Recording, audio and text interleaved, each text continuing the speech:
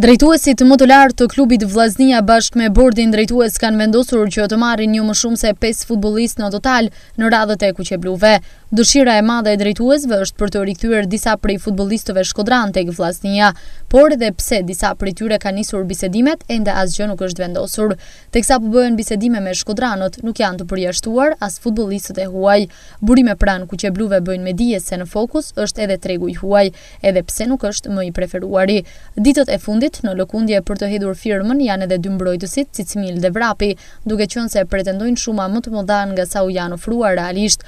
Në rast se me këta lojtar nuk arrihet akordi, e po ashtu edhe disa prej lojtarëve shkodran të preferuar nuk pranojnë të vinë tek Vllaznia, atëherë do të synohet të gjenden lojtar në tregun e huaj. Disa lëvizje kanë nisur edhe në këtë aspekt, në mënyrë që gjërat të jenë gati dhe asgjë të mos lihet për në momentin e fundit.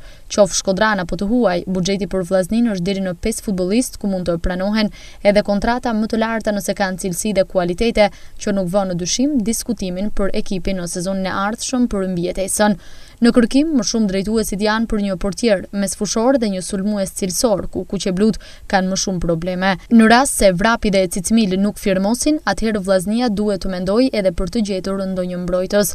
Kontaktet vijojnë brenda dhe jashtë vendit me futbollistë e menaxherë të ndryshëm, por deri më tani asgjë nuk është konkrete dhe zyrtare.